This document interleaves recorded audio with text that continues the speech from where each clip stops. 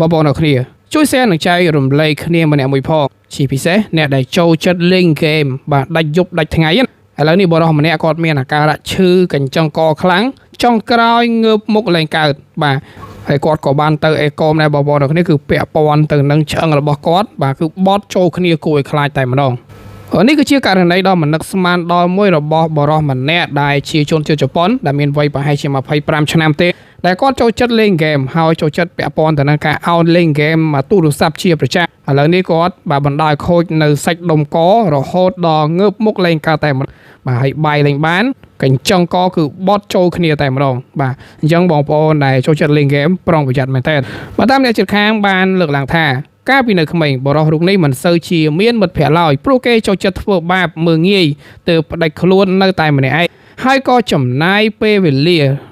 នៅជាមួយតែទូរស័ព្ទដៃជាពិសេសគឺការលេងហ្គេមតែម្ដងលុះក្រោយមកក៏កើតជាការទុនឆ្អឹងកបត់ចូលគ្នាបាទដែលវាធ្វើឲ្យខូចនៅទ្រង់ទ្រាយបណ្ដាឲ្យងើបក្បាលលែងកើតតែម្ដងពិបាកទទួលទានអាហារ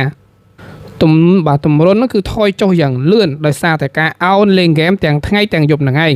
នៅបងឡើយគ្រូពេទ្យបានព្យាយាមប្រើឧបករណ៍ដើម្បីទាញកបរោះរូបនេះចេញពីគ្នាតែមើលទៅហាក់ដូចជាមានការឈឺចាប់ខ្លាំងទៅក្រោយមកក៏ធ្វើការវះកាត់វិញហើយក្រោយពីបានធ្វើការវះកាត់អស់ជាង1ឆ្នាំបរិសរូបនេះក៏វិលត្រឡប់មកកាន់ធម្មតាដូចដែរដល់ឡែកគ្រូពេទ្យបានដាស់តឿនចំពោះមហាជនឲ្យប្រយ័ត្នចំពោះការប្រើប្រាស់បាទនៅការទូរស័ព្ទបាទជាពិសេសគឺក្រុមក្មេងៗដែលចូលចិត្តបាទលេងហ្គេមជាប្រចាំថ្ងៃណាហើយបងប្អូនដឹងហើយការលេងហ្គេមគឺ